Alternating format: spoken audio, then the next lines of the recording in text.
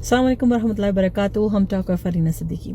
आजकल हमारी कम्युनिटी में, हमारी उम्मत में एक बहुत ही बुरी डिस्ट्रक्टिव वॉर चल रही है और वो है attack on the cell, foundation of our community और ऑफ अवर उम्मा। जिस तरह हर बॉडी की फाउंडेशन एक सेल होता है यानी कि खलिया, इस तरह हमारी उम्मत की फाउंडेशन है एक इंडिविजुअल घर। और घर टूट रहे हैं, बड़ी तेज़ी से टूट रहे हैं और उस टूटने के नतीजे में हमारी जो बच्चे पैदा करने की एक सलाहियत है, उम्मत को मल्टीप्लाई करने की जो सलाहियत है वो भी इफ़ेक्ट होगी और इवेंचुअली वो ख़राब होगी। ठीक है, रसूल पाक सल्लल्लाहु अलैहि वसल्लम ने साफ हमें फरमाया कि क़यामत के दिन मैं अपनी उम्मत के नंबर्स की वजह से भी जाना जाऊंगा, कि रिकग्नाइज किया जाऊंगा। तो इसीलिए मुसलमान जो हैं वो कोशिश करते हैं कि घर बने रहें, घर बसे रहें, बच्चे हों और वो बच्चे मज़ीद आगे जाके शादियां करें और अपनी उम्मत की प्रोडक्शन जो है उसको बढ़ाएं।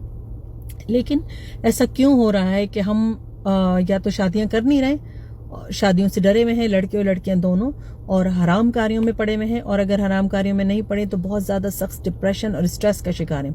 और अगर घर बस जाते हैं तो शैतान इस कदर बुरी तरह से वरगला रहा है और हम उसके नरगे में आ जाते हैं और हम शादियां तोड़ने पर तुल जाते हैं। इसीलिए डिवोर्स रेशियो जो है वो बहुत हाई है।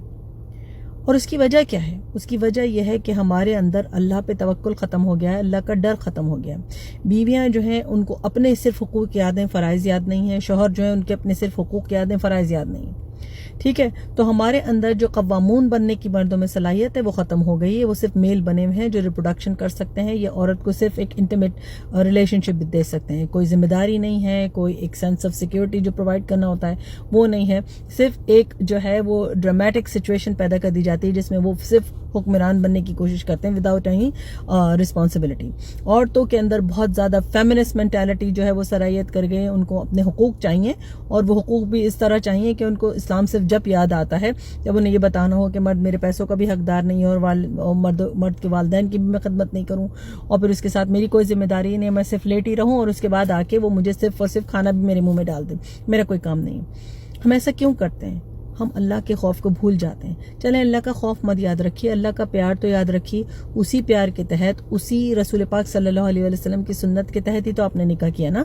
निकाह एक कॉन्ट्रैक्ट होता है ना, जो दो अडल्ट जो है वो अपने दरमियान लाते हैं और उसको कॉन्ट्रैक्ट को बनाते हैं और उस कॉन्ट्रैक्ट को बनाने के नतीजे में पूरी जिंदगी एक साथ बसर करने का एक तहैया करते हैं। तो वो कॉन्ट्रैक्ट टूट क्यों जाता है इतनी जल्दी? वो कॉन्ट्रैक्ट बहुत से मल्टीपल फैक्टर्स होते हैं जिसकी वजह से टूट जाता है और उसमें एक बहुत बड़ा फैक्टर है एक दूसरे के लिए इसार और जज्बात और जो उसकी जो सलाहियत है अल्लाह के खौफ की, अल्लाह के प्यार की, वो हम ख़त्म कर देते हैं। हम ये भूल जाते हैं कि हम एक दूसरे के साथ निकाह में बंधे ही क्यों थे।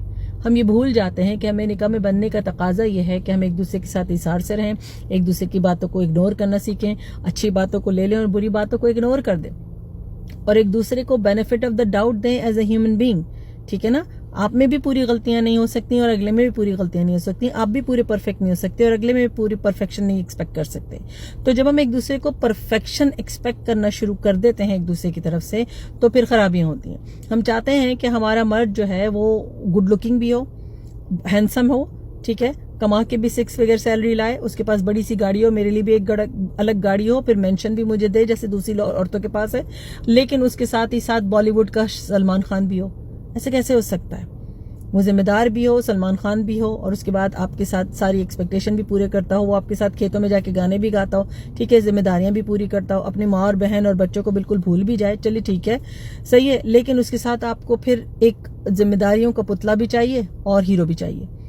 औरतों के लिए एक्सपेक्टेशन क्या है कि वो इतनी खूबसूरत हीरोइन जैसी नजर आए, कतरीना कैफ नजर आए, ठीक है, उसके साथ बच्चों को भी संभालती हो, घर भी संभालती हो, पैसे भी कमा के लाती हो, ठीक है, आपसे कोई शिकवा भी नहीं करे, हर वक्त सजी बनी भी रहे, ठीक है ना, उसके साथ वो भी कोई 6 फिगर सैलरी लाती हो, उसके ऊपर कोई डेट नहीं है, वो अपने माँ बहनों को, अम्मा अब्बा को, सबको भूल जाए, किसी की बेटी नहीं बने, सिर्फ आपकी बीवी बने, लेकिन हाँ आपके घर वालों की बहुत अच्छी बहू, भाभी, चाची, मामी सब बने, ठीक है।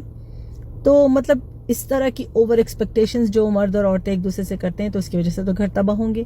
तो ज़रा सोचिए कि हम एक दूसरे को ओवर एक्सपेक्टेशन के इस बर्डन तले क्यों दबा रहे हैं कि घर टूटने की नौबत आ जाती है लेकिन हम एक दूसरे को बेनिफिट नहीं देते। घर टूटने की नौबत आ जाती है लेकिन हम एक दूसरे को पेशेंस नहीं दिखाते। अगर आप अपने शौहर से ये चाहती हैं मेरी बहन कि वो रसूलुल्लाह सल्लल्लाहु अलैहि वसल्लम जैसी खुसूसियात का हामिल हो तो आपको भी पहले ام المومنین حضرت خدیجہ رضی اللہ تعالیٰ عنہ جیسی بیوی بننا ہوگا. اور اگر مرد یہ چاہتے ہیں کہ ان کی بیوی میں عائشہ رضی اللہ تعالیٰ عنہ جیسی حکمت ایثار اور سمجھ ہو، تو آپ کو بھی پہلے رسول اللہ صلی اللہ علیہ وآلہ وسلم جیسی خاصیت رکھنی ہوگی اپنے اندر. نہیں فالو کر سکتے اس سے کوئی نیچلا بینچ مارک دیکھ لیں، ٹھیک ہے نا. حالانکہ ایسا ہو سکتا ہے ہم ان کو فالو کر سکتے ہیں کیونکہ انہی کے تو فالوورز ہیں نا. ہم عاشق رسول بن کے گاڑیاں جلا دینا اور جھنڈے جلا دینا کافی نہیں ہے، ان کو فالو کرنا بہت ضروری ہے.